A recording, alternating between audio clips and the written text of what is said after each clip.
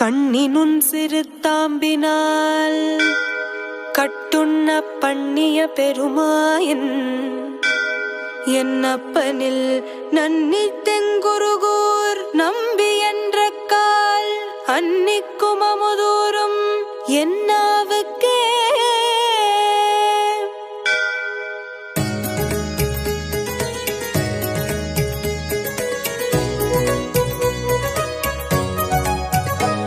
குலாபரணாவை காசி விசாக அருமறை தமிழ் தரும் குருகோர் மாறா திருமகள் பரிந்திடமாய் பதமடைந்தே இருவரு நடிகனாய் விளங்கிடும் தலைவா தலைவா.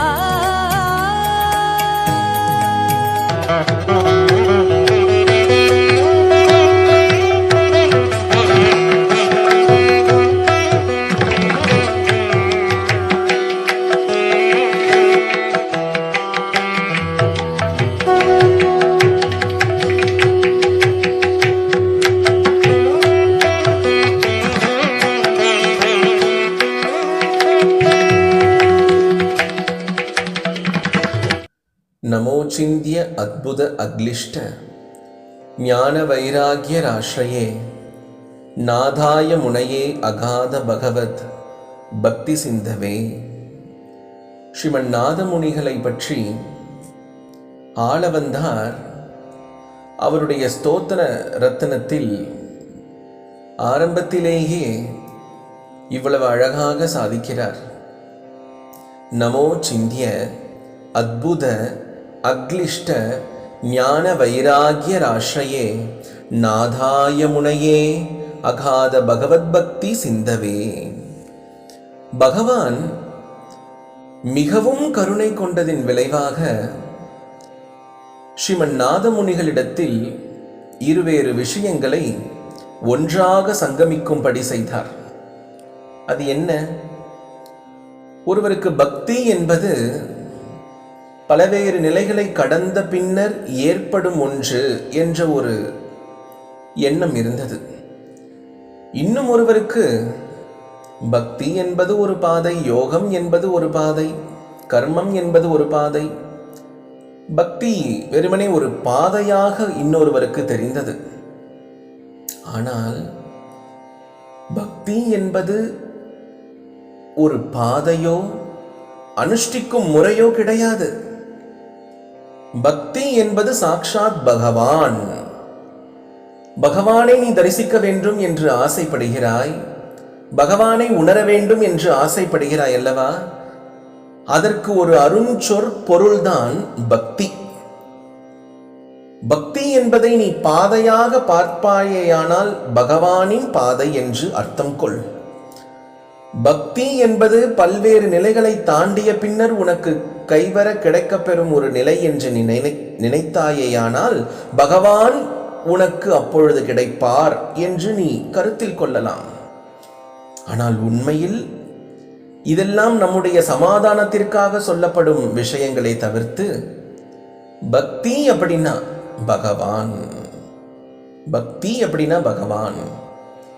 சரி, அந்த பக்தியை உள்ளது உள்ளபடி புரிந்து கொள்ள ஞானம் நமக்கு வேண்டுமே. அந்த ஞானம் நமக்கு சித்திக்க வேண்டும் என்றால் வைராக்கியம் நமக்கு வேண்டுமே. பகவான் என்ன செய்தார்? இந்த ஞானத்தையும் வைராக்கியத்தையும் ஸ்ரீமன் நாதமுனிகளிடத்தில் ஒருங்கே சங்கமிக்க அருள் புரிந்தார். அவர் யார்? ஞானத்தையும் வைராக்கியத்தையும் ஒருங்கே பெற்றவர். எதன் மீது நம்முடைய ஞானம் இருக்க வேண்டும்? இவன் முதல்வன். யார் முதல்வன்? ஸ்ரீமன் நாராயணன் முதல்வன் என்று வேதம் சொல்கின்றது, உபனிஷதுகள் சொல்கின்றது, ஆச்சாரியர்கள் சொல்வதெல்லாம் ஒரு பக்கம் இருக்கட்டும். ஆனால் எங்கோ இருக்கக்கூடிய பகவானை மிகவும் கேவலமான என்னுடைய நிலையில் அடியேனும் அறிந்து கொள்ள ஒரு வழிவகுத்திருக்கிறார் என்றால் நான் பார்க்கக்கூடிய அனுபவிக்கக்கூடிய எனக்கு தெரிந்த இந்த ஆச்சாரியன்தான் எமக்கு முதல்வன். அப்படித்தானே அர்த்தம் கொள்ள வேண்டும். அதுதானே உண்மையாகவும் இருக்கும். எல்லாராலையும் பகவானை தெரிஞ்சுக்க முடியும். யார் எந்த திசையில் வேணா எந்த வழியில் வேணா போய்க்கலாம். பார்க்குற இடத்துல எல்லாம் நான் தெய்வத்தை உணர்றேன் அப்படின்னு நமக்கு ஒரு விதமான நம்முடைய பிடிவாதத்தினால் வெளிப்படும் சொற்களால் நாம் இதை நம்முடைய மனதில் பதிய வைக்கலாமே தவிர்த்து, நம்முடைய ஹிருதயத்தில் உண்மையிலேயே எழுந்திருக்கக்கூடிய பகவானுக்கு அது உகப்பா இருக்காது. ஆச்சாரியர்களை போற்றி அவர்களுடைய வழியை பின்பற்ற வேண்டும். இது ஒரு நியமத்திற்காக ஏற்பட்ட முறை அல்ல. உண்மையில் இப்படித்தான் ஒரு ஜீவனுக்கு பகவான் கிடைக்க பெறுவார். அக்கார கனியாய் பகவான் உன் கைக்கு கிடைக்க வேண்டும் என்றால் நாம் பின்பற்ற வேண்டியது ஆச்சாரியனை தான். ஆகவே நாதமுனிகளை பற்றி ஸ்தோத்திர ரத்னத்தில் ஆலவந்தார் சொல்லும் பொழுது சொல்கிறார், இவர் எல்லாவற்றிற்கும் அப்பாற்பட்ட உயர்ந்தோங்கி நிற்கக்கூடிய ஞானத்திற்கும் வைராகியத்திற்கும் சொந்தக்காரர். ஆனால் எல்லோருக்கும் அப்பாற்பட்டிருக்கக்கூடிய இந்த ஞானமானது, இந்த வைராகியமானது நாதமுனிகளுக்கு மிகப்பெரிய பகிரத பிரயத்தனத்தினால் ஏற்படவில்லை. மிகவும் எளிதாகவே அவருக்கு அது கைவர கிடைத்தது. எப்பொழுதுமே பகவானுடைய தியானத்தில் இருப்பவர். அவருக்கு பகவத் பக்தி என்பது ஒரு அளவு இன்றி எப்பொழுதுமே அதில் மூழ்கி இருந்து அதன் பால் லயித்திருந்து அனுபவிக்கக்கூடிய ஆர்த்தராய் இருந்தார். ஸ்ரீமன் நாதமுனிகளின் வைபவத்தை சொல்லும் பொழுது ஒரு விஷயம் நமக்கு பிரமிப்பாக இருக்கலாம். நாதமுனிகள் அவர்களுடைய அவதார காலத்தை பார்த்தால் அந்த காலத்தில் திவ்ய பிரபந்தம் என்று ஒன்று கிடையாது. அந்த காலத்தில் திவ்ய பிரபந்தத்திற்கு இவ்வளவு விஷயார்த்தங்கள் பொலிக பொலிக என இவ்வுலகில் கிடையாது. எல்லாம் மலிங்கு விட்டது. இருப்பினும் பகவான் எங்கோ ஓரிடத்தில் விதையை மட்டும் விடுத்து வைத்திருந்தான். எங்கேயோ ஒரு இடத்துல அந்த விதை தனியா இருக்கு, எங்கோ ஒரு இடத்துல இருக்கு. நாதமுனிகளுடைய திருத்தகப்பனார் ஈஸ்வர முனி. நாதமுனிகளுடைய திருக்குமாரர் ஈஸ்வர பட்டர். குழம்பிக்க கூடாது. அவர் முனி சிரேஷ்டர், இவர் பட்டர் சிரேஷ்டர்.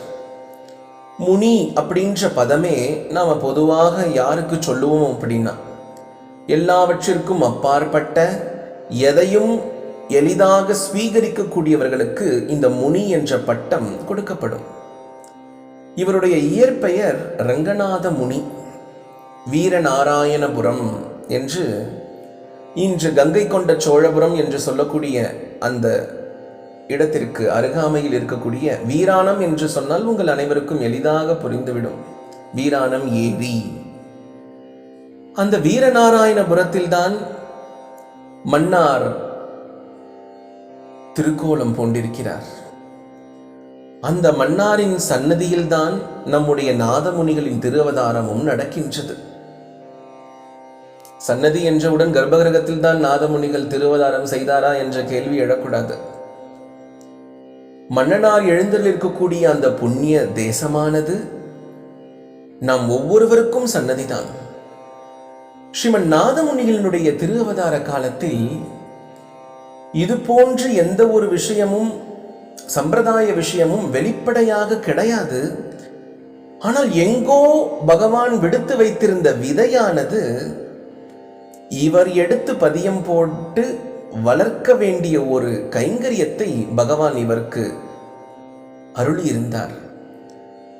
நாதமுனிகள் தன்னுடைய தகப்பனாருடனும் தன்னுடைய திருக்குமாரருடனும் வடதேசத்து யாத்திரைக்கு சென்றிருந்தார்கள். அங்கு பூரி, மதுரா, விருந்தாவனம் எல்லாம் சேவித்துவிட்டு யமுனையாற்றங்கரையில் அமர்ந்து பகவானின் லீலா விசேஷங்களை எல்லாம் அசை போட்டுக் கொண்டு அனுபவித்துக் கொண்டிருந்தார். அப்படி அனுபவித்துக் கொண்டிருக்கும் நேரத்தில் பொதுவாகவே கண்ணன் எம்பெருமானை சேவிக்கும் பொழுது சேவிப்பவர்கள் மத்தியில் ஒரு விதமான நம்பிக்கை உண்டு. எல்லா திவ்ய தேசங்களிலும் எம்பெருமான் ஒவ்வொரு கோலத்தில் வீற்றிருக்கிறார், எழுந்தருளியிருக்கிறார். ஆனால் விருந்தாவனத்து கிருஷ்ணன் என்றால் அவர் மயக்கும் வண்ணம் அங்கு எழுந்தருளியிருக்கிறார். விருந்தாவனம் என்றால் உன்னை மறப்பது என்று அர்த்தம். பதத்திற்கு அர்த்தமல்ல, சென்றால் நமக்கு ஏற்படும் நிலைமைக்கு அர்த்தம். எல்லாவற்றையும் மறந்துவிட்டு நாதமுனிகள் யமுனை கரையில் அங்கு தியானத்தில் அமர்ந்திருக்கிறார். இது அவருடைய யோகாபியாசத்தை காட்டக்கூடிய தியானம் கிடையாது. எல்லா யோகங்களுக்கும் யோகேஸ்வரனாக இருக்கக்கூடிய சர்வேஸ்வரனான கிருஷ்ண பரமாத்மாவின் திருமேனியை, அவருடைய லீலா வினோதங்களை அவர் நினைத்து பார்த்து கொண்டு அப்படியே அசை போட்டு கொண்டிருக்கிறார். அந்த தருணத்துல பிருந்தாவனத்துல அந்த குளிர்ந்த காற்று வீசுறது, யமுனை நல்லா ஜிலு ஜிலு ஜிலு ஜிலு ஜிலுன்னு ஓடுறது. அப்படியே சேவிச்ச இடங்களை எல்லாத்தையும் மனசுல வாங்கி அந்த இரவு நேரத்துல அவர் சேவிச்ச இடங்களை எல்லாத்தையும் அப்படியே அசை போட்டு கொண்டு அந்த இரவில் எழுந்திருக்கக்கூடிய நிலவிடமும் காற்றிடமும் பஞ்சபூதங்களிடமும் அவருடைய சத்சங்கத்தை நடத்தி கொண்டிருக்கிறார். அந்த இடத்துல அந்த இடமே எப்படி இருந்ததுன்னா, விருந்தாவனத்தில் தொலைத்தேன் மனதை மதன மோகனன் சரணத்தில் தொலைத்தேன். எல்லாவற்றையும் தொலைக்கும் இடம் அது. இதை தொலைக்க வேண்டுமே என்று ஒரு யோசனை உனக்கு வேண்டாம். தொலைக்க வேண்டுமே என்று நீ எதையும் தொலைக்க வேண்டாம். கங்கைக்கு போய் நீராடும் பொழுது எதையாவது உன்னை விடணும்னு சொல்லி நம்ம எத்தையோ விட்டுட்டு வந்துடுவோம். எனக்கு பாவக்காய் பிடிக்காது விட்டுட்டேன், எனக்கு சொரக்காய் பிடிக்காது விட்டுட்டேன். இன்னும் சில பேர் அவரவர்களுடைய கணவர்களை கூட அங்கே விட்டுட்டு வர தயாராக இருப்பாங்க, இல்லை மனைவிகளை கூட விட்டுட்டு வர தயாராக இருப்பாங்க. ஆனால் விட வேண்டிய ஒரு விஷயத்த விட மாட்டாங்க. விட வேண்டியது என்ன? எம்பெருமானை விடுத்து அப்படின்னு இரண்டாம் பட்சம் என்ன இருந்தாலும் சரி, அதை எல்லாத்தையும் விட்டுடணும். அப்படி விருந்தாவனத்துல ஸ்ரீமன் நாதமுனிகள் எழுந்தருள் இருக்கும் பொழுது அந்த இரவு நேரத்துல அந்த காற்று வீசுறது. வேக வேகமாய் வீசிய காற்றில் புயலாய் என் மனம் பறந்தது விரஜத்தில். வேக வேகமாய் வீசிய காற்றில் புயலாய் என் மனம் பறந்தது விரஜத்தில். புயலாய் உன் மனம் பறந்தது விரஜத்தில். என்னுடைய மனசுல எத்தனையோ அழுக்குகள் எவ்வளவோ முறை தேங்கி தேங்கி ரொம்ப படிஞ்சு போயிடுச்சு. அதெல்லாம் புயல் வேகத்துல பறந்து போயிடுச்சு. உன் மனசுல இருக்கக்கூடிய காமக்ரோதாதி விஷயங்கள் எல்லாம் புயல் வேகத்துல பறந்து போச்சுன்னா எழுதி வச்சுக்குங்க.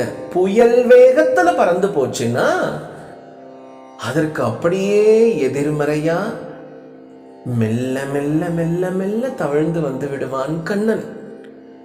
தென்றலாய் கண்ணன் அருகினில் வந்தான். தென்றலாய் கண்ணன் அருகினில் வந்தான். வா வா என்றழைத்தான். என்னை ராசத்தில் ஆடு என்றான். வா வா என்றழைத்தான். என்னை ராசத்தில் ஆடு என்றான். உண்மையில் இன்று பகவானுடைய சம்பிரதாயங்கள் பலவாறாக இருக்கலாம். நீங்க வடக்கெல்லாம் போனீங்கன்னா நிறைய கிருஷ்ணனுடைய மத்தியமான சம்பிரதாயம் நிறைய இருக்கும். எல்லாத்துலேயுமே ராசலீலையே ரொம்ப உயர்ந்ததா சொல்றது உண்டு. ஆனா அதற்கெல்லாத்துக்கும் ஆதாரம் என்ன தெரியுமா? ஆதாரம் யார் தெரியுமா? நம் வேதம் தமிழ் செய்த மாறன் வகுளன். இவர் தான் ஆதாரமே. இவர் காட்டிய வழியில தான் அதற்கு பின்னாடி வந்த அடியோங்கள் கூட்டம் எல்லாமே அதை பின்பற்றி அதன் அடியொற்றி அவர் அனுகிரகத்தினால் அவ்வழியிலே சென்று பகவானை அடைந்தார்கள். இங்கு நாதமுனிகளையும் தென்றலாக பகவான் வந்து கூப்பிடுறார். யார் கூப்பிட்டது? நீ எந்த திவ்ய தேசத்துல போய் பகவானை சேவிக்கலாம், எந்த திவ்ய தேசத்து பெருமாள் இடத்துல போய் நீ சேவிச்சாலும் அந்த திவ்ய தேசத்து பெருமாள் யார் அப்படின்னா உன்னுடைய ஊர் பெருமாள் தான் அங்க இருப்பார். அந்த மாதிரி ஸ்ரீமன் நாதமுனிகள் இப்படி ஒரு தியானத்தில் அமர்ந்திருந்த பொழுது தென்றலாய் வந்த கிருஷ்ணன் என்ன பண்றார்னா, எந்த கிருஷ்ணர் இவர்? இவர் நம் மன்னர், வீரநாராயணபுரத்து மன்னர், வீரநாராயணபுரத்து சுவாமி. அங்கு நாதமுனிகள் முன்னே தோன்றி, அப்பா நாதமுனி, நீ கிளம்பி போய் ரொம்ப நாள் ஆகுது, உனக்கு நான் எல்லா இடத்துலையும் இருக்கலாம், ஆனா எனக்கு நீ இந்த வீரநாராயணபுர சன்னதியில வந்து நின்று என்னை உருகி பிரார்த்தனை பண்ணுவ பத்தியா? எனக்காக துழாயெல்லாம் சேர்த்து அர்ச்சனை செய்வியே, எனக்கு இதுதான் உகப்பு. அதனால நீ திரும்பி வா இங்க அப்படின்னு மன்னனார் கூப்பிடுறார். இவர் காட்டு மன்னார் இல்லையா? மன்னார்குடியில் இருக்கக்கூடிய அவர் வந்து ராஜ மன்னார். அவர் ஊருக்குள்ள இருக்கார். காட்டு மன்னார் காட்டுல இருக்கார். இது காட்டு பகுதி. காட்டுல சுவாமி எழுந்தருள் இருக்கும் பொழுது ஏகாந்தத்துல தானே இருப்பார். நாட்டுல இருக்கும் போது 40 பேர் 400 பேர் 4000 பேர் 4 லட்சம் பேர் இருப்பாங்க. ஒரே கூட்டம், எல்லாருக்குமே சேவை சாதிச்சாகணும். ஆனா காட்டுல இருக்கும் பொழுது ஏகாந்த சேவை தானே. அங்க இவரும் ஏகாந்தியா நிற்கிறார். யாரு? நாதமுனிகள். அப்படித்தான் மன்னனாருக்கும் நாதமுனிகளுக்கும் இடையே ஒரு அழகான உறவு இருந்தது. அப்படிதான் இருந்திருக்கு. இல்லைன்னா சுவாமி இங்க இருந்து வேலை முட்டுன்னு பிருந்தாவனத்துக்கு போன நாதமுனிகளை நீ வா இங்க என் இடத்துல வந்து செய்வின்னு நாள் கணக்கெல்லாம் குறிப்பிட்டு போய் சேர்ந்து ரொம்ப நாள் ஆகுது, திரும்பி வாப்பான்னு ஞாபகப்படுத்த வேண்டிய அவசியம் என்ன இருக்கு? ஸ்ரீமத் பாகவதத்துல அற்புதமான ஒரு ஸ்லோகம் இருக்கு. சத்யம் திசதி அர்த்திதம் அர்த்திதோ நிருணாம் நைவார்த்ததோ யத் புனர் அர்த்திதாயதஹ ஸ்வயம் விதத்தே பஜதாம் அனிச்சதாம் இச்சாபிதானம் நிஜபாத பல்லவம். சுவாமி கிட்ட போய் நீ எதையாவது பிரார்த்தனை பண்ணும் பொழுது, கிருஷ்ணா எனக்கு இது வேணுமப்பா, கிருஷ்ணா எனக்கு இது கிடைக்கணுமப்பா, நீ எதையாவது போய் பிரார்த்தனை பண்ணும் பொழுது உன்னுடைய பிரார்த்தனை உண்மையா இருக்கிற பட்சத்துல, உண்மையா இருக்கும் பொழுது சுவாமி பதில் சொல்றது உனக்கு நல்லா தெரிஞ்சு போயிடுமே. அவர் கண்டிப்பா கொடுத்துருவார், கண்டிப்பா கொடுப்பார். நீ கேட்டதை கொடுப்பாரா அப்படின்னு கேட்டா என்னுடைய பதில், என் பூர்வாச்சாரியர்கள்லாம் சொன்ன பதில் என்னன்னா அதுதான் அடியனுடைய பதிலும். இனி நீ யாரிடமும், ஏன் பகவானிடத்திலேயே கூட நீ கேட்கவே முடியாத அளவுக்கு எல்லாத்தையும் கொடுத்துருவார். கேட்கவே முடியாத அளவுக்கா? பசிக்குதுன்னு சொல்லக்கூடிய ஒரு குழந்தைக்கு தாய் உணவிடும் பொழுது, பசிக்குதா, இந்தா உனக்கு இந்த இந்த தயிர் சாதத்தை கொடுத்த சாப்பிடு. இல்லை இல்லை இனி நீ எப்பையும் பசிக்குதுன்னே சொல்லக்கூடாதுன்றதுக்காக இனி ஒரு வருஷத்துக்கு, ஒரு வருஷம் வேணாம், ஒரு மாசத்துக்கு, ஒரு வாரத்துக்கு, ஏன் அன்னைய நாளுக்கே ஏதாவது சாப்பாடு காத்தாலேயே செஞ்சு நம்ம குழந்தைக்கு கொடுத்தோம்னா குழந்தை சாப்பிடுமா? அப்பப்ப செஞ்சு கொடுக்கறதே குழந்தை சாப்பிட மாட்டுறது. அப்போ இந்த உலக விஷயத்துல நீ எதையாவது கேட்கும் பொழுது கொஞ்சம் சேர்த்தே தர வச்சுக்கோன்னு சொன்னா அதனால அழிவுதான் மிச்சம். ஒருத்தன் வீடு வாசல் வேணும் அப்படின்னு பகவானிடத்துல பிரார்த்திக்கும் பொழுது, உனக்கு வீடு வாசல் என்னப்பா, இன்னும் உனக்கு நிறைய தரோமோ எல்லாம் கொடுத்துட்டா அவன் அதுலயே ஆழ்ந்து போய் வாழ்ந்துட்டு இருக்கக்கூடிய மகாபூதம் ஆயிடுவான், பிரம்மராட்சஸ் ஆயிடுவான் அவன். ஏன்? என்ன பாவம் செஞ்சா பிரம்மராட்சசா ஒருத்தன் அலைவானோ அதை எல்லாத்தையும் இவனுக்கு இப்ப கிடைச்ச விஷயத்தினாலேயே இவன் செய்ய ஆரம்பிச்சுடுவான். அப்போ உலக விஷயங்களை கேட்கும் பொழுது 1க்கு 10 தரேன், 100 தரேன், இல்லை இந்த பெருமாள் எனக்கு வீடு கொடுத்தார், வாசல் கொடுத்தார், பெருமாள் எனக்கு நல்ல குடும்பத்தை கொடுத்தார், அப்படின்லாம் நம்ம பிரார்த்தனை செஞ்சு பெருமாளுடைய வைபவத்தை குறைச்சு பேசுறதா அதுக்கு அர்த்தமாயிடும். அதனால அதை செய்யக்கூடாது. இப்ப நான் அடியேன் விண்ணப்பிச்ச இந்த ஸ்லோகத்துக்கு அர்த்தமா சுவாமி என்னத்தை கொடுப்பார்? இனி நீ யாரிடத்திலும், யார்னா சுவாமியினிடத்தில் கூட நீ கேட்க முடியாத அளவுக்கு, நீ கேட்க வேண்டிய அவசியமே எழாத அளவிற்கு ஒன்றை கொடுத்து விடுவார். அப்படி ஒரு உயர்ந்த வஸ்து என்ன இருக்கு? அவர்தான் அது. அவரை காட்டிலும் ஒரு உயர்ந்த வஸ்து, ஒரு உயர்ந்த விஷயம், ஒரு உயர்ந்த ஸ்தானம் எந்த விஷயத்துல எந்த டைமென்ஷன்ல வச்சு பார்த்தாலும் ஒன்னும் கிடையாது இல்லையா? அதனால் அவர் தன்னையே கொடுத்து விடுவார்.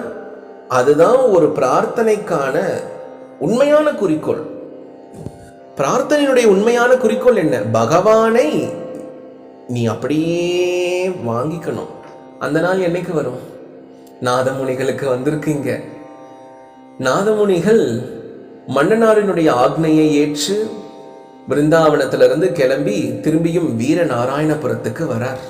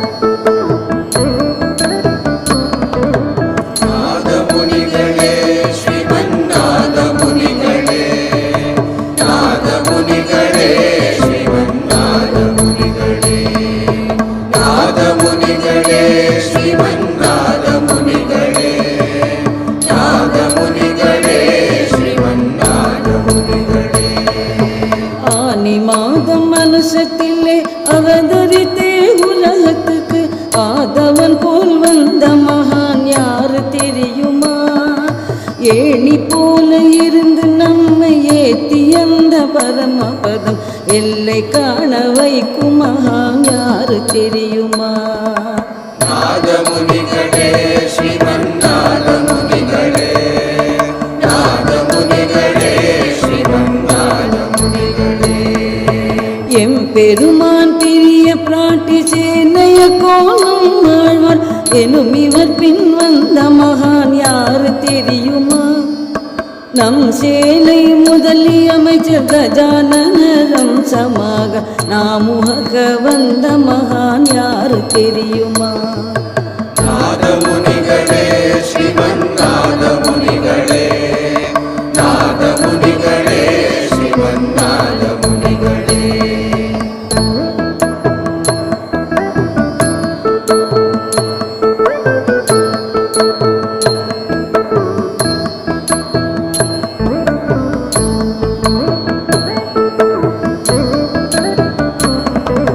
காட்டுமன்னார் கோயில் என்னும் வீரநாராயணபுரத்தில் கலியில் அவதரித்த மகான் யாரு தெரியுமா?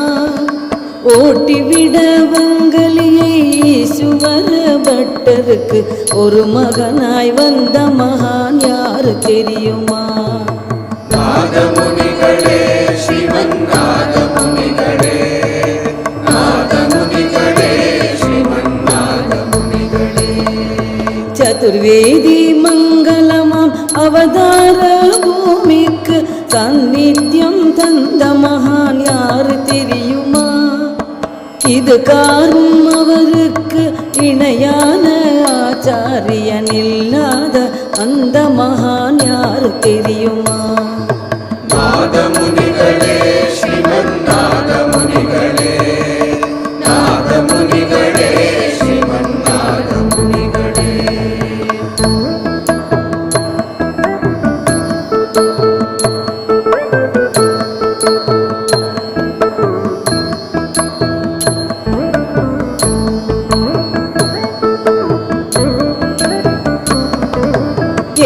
எல்லையற்ற பிரேம பக்தி மன்னனார் வைத்திருந்த எந்த நம்மை ஆளும் மகான் யாரு தெரியுமா? இல்லை இவரை போல யோகி என்றுலகம் ஏத்துமாறு இருந்த அந்த உயர்ந்த மகான் யாரு தெரியுமா? நாதமுனிகளே ஸ்ரீமன் நாதமுனிகளே, நாதமுனிகளே